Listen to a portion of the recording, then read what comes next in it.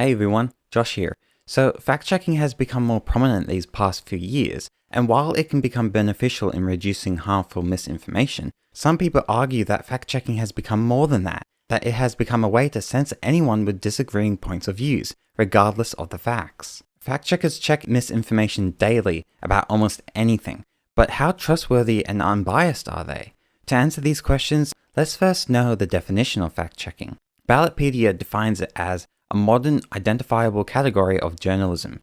Its goal is to provide accurate, unbiased analysis of statements made in public in order to correct public misconceptions and increase knowledge of important issues. Modern fact-checking analysis claims and rates them as true or false. Fact-checkers may clarify their assessment of a claim by providing context and background information. The two key words here are it's accurate and unbiased, and the way to find out is to see who's funding them. FactCheck.org, PolitiFact, and FullFact on their website receive money from individual donors, foundations, organizations, and corporations. One funder that these three have in common is Facebook. While FactCheck.org doesn't accept funds from corporations, they've made an exception for Facebook. Here are the total received amounts from Facebook alone. While there's no problem with Facebook paying fact-checkers for fact-checking information, there could be a problem if being paid by Facebook has made their fact-checking biased or manipulated. Now, all three of them state something along the lines that Facebook or any other donors don't have control over editorial decisions. They have no influence in the fact-checking process, and this is to keep the content non-partisan, fair, and transparent. Here's where it becomes complicated. If there was a conflict of interest, these statements can't be taken at face value, as they might not be honest at all. This is a big problem. Gentlemen, I've decided there will be no investigation now. If you excuse me, I'll go away. Now, just from the funding alone, it is not completely guaranteed that a conflict of interest is occurring or has occurred. Solid proof like documents, emails, text messages, etc. would need to be investigated to know for sure. If we can't definitively know of any conflict of interest solely on the funding, the next step would be to look closer at the fact-checkers' work on Facebook. Facebook on the website states that we work with independent third-party fact-checking organizations who are certified through the nonpartisan International Fact-Checking Network to identify, review, and take action on this content. Fact-checking partners prioritize provably false claims, especially those that are timely or trending and important to the average person. They say provably false claims, but at the beginning of the pandemic, they were fact-checking posts that claimed the virus was man-made or it came from Wuhan, and you know how that turned out. Even though there was evidence to say the lab leak was true, it was still fact-checked as false. I'll talk a bit more about the virus fact-checks later. The website goes on to say that the program is not meant to interfere with individual expression, opinions, and debate, clearly satirical or humorous content, or business disputes. Well, Snopes have been fact-checking Babylon Bee a lot, even though they are very well known for their satirical articles.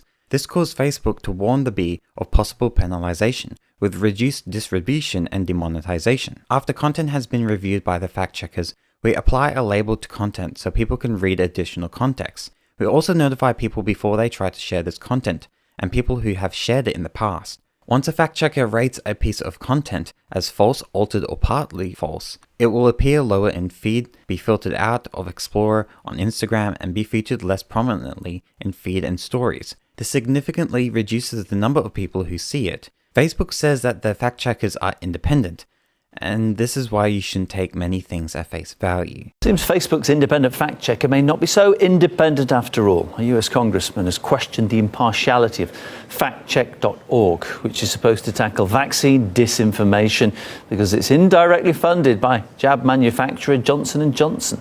Who pays the paychecks of the fact-checkers? The vaccine fact-checkers at FactCheck.org, who claim to be independent, are funded by an organisation that holds over $1.8 billion of stocks in a vaccine company and is run by a former director of the Centers for Disease Control. The fact-checking account responded to the accusations by making clear its funding sources. The Robert Wood Johnson Foundation's one of the benefactors and holds billions in Johnson & Johnson stock. The foundation's CEO is Richard Besser, who was a former acting director of the Centre for Disease Control. But factcheck.org claims there's no interference in its editorial decisions, and the Foundation's views aren't necessarily reflected in its decisions. If I wanted to review a game, for example, the worst way would be for me to be sponsored by the game developers. How can I review it objectively and honestly if I've always got it in the back of my mind that doing so could impact future sponsors from the developers?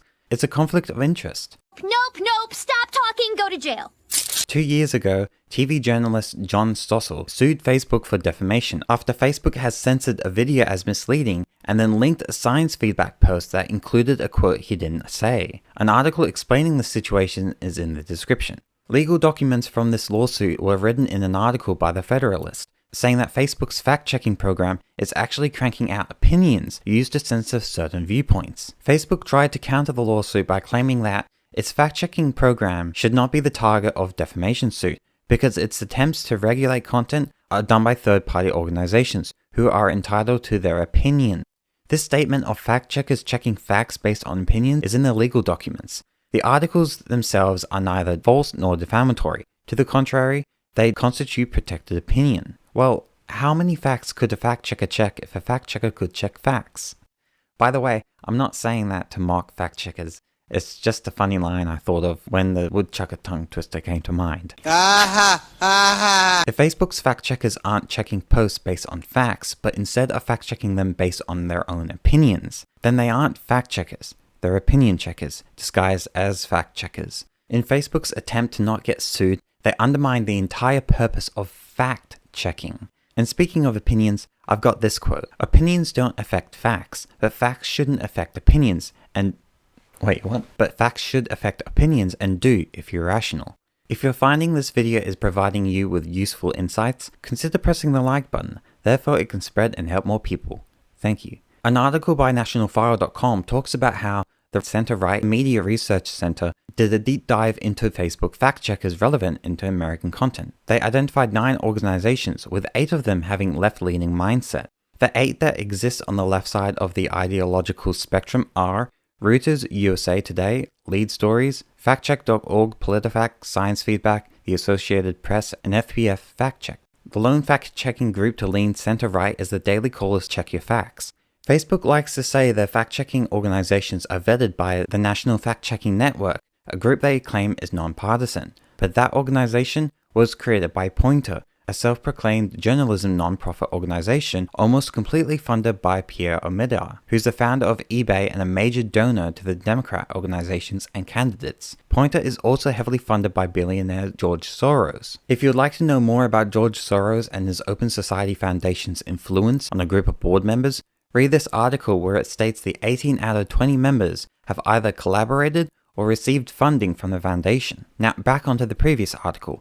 It names the 2 of the 7 IFCN board members, Glenn Klesler, the former head of the Washington Post fact-checking project, and Angie Drobnik-Holland, the editor-in-chief at PolitiFact, which Poynter owns. Back in 2020, it was revealed by former Facebook content moderators that there is a systemic bias to the left at Facebook. In undercover videos, some contracted moderators admitted they removed or allowed posts based on their own political beliefs, regardless of Facebook policies. Now I know that fact checkers and content moderators are 2 different things, but if there's bias in content moderation, what's the chance that there's also bias in the fact checking process? Now what would be the odds of that? Unfortunately, the article doesn't have a link to the undercover videos discussed, but I found this article which might be what they were talking about. In June 2020, Project Veritas, with the help of Zach McElroy, released an undercover investigation report to document the type of censorship occurring at Facebook. This report is 20 minutes, and I'm obviously not going to play it all, so the link is in the description. Zach McElroy came to Project Veritas because of what he saw at his job at Facebook in Tampa, Florida. He saw and filmed evidence of structural and cultural bias inside Facebook discriminating against Republicans and conservatives.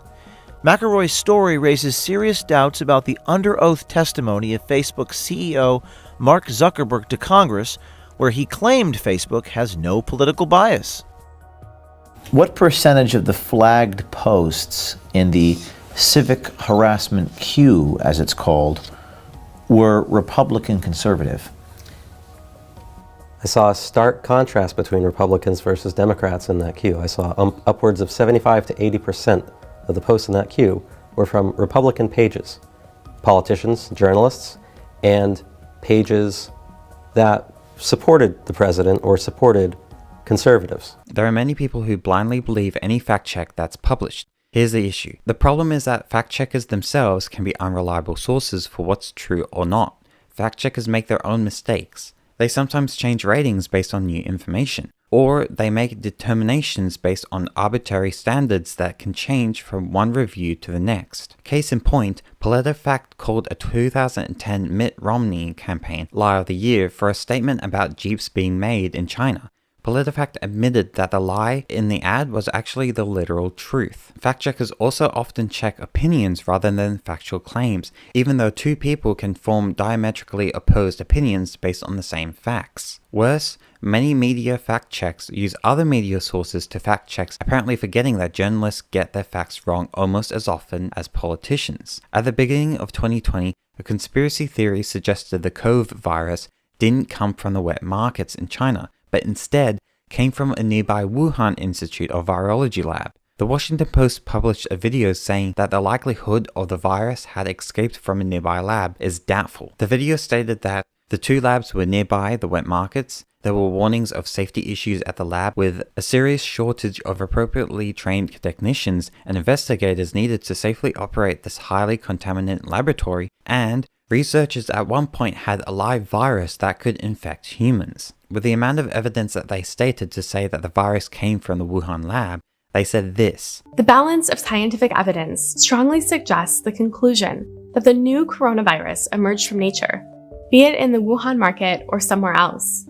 Too many perfect coincidences would have had to take place for it to have escaped from a lab. This is an outlandish coincidence." They also missed reports where 3 Wuhan lab researchers were hospitalized in November 2019 after they fell ill with symptoms consistent with both COVID-19 and common seasonal illness. The Washington Post wasn't the only one to publish stories denying the lab theory, as these other media outlets had done the same thing.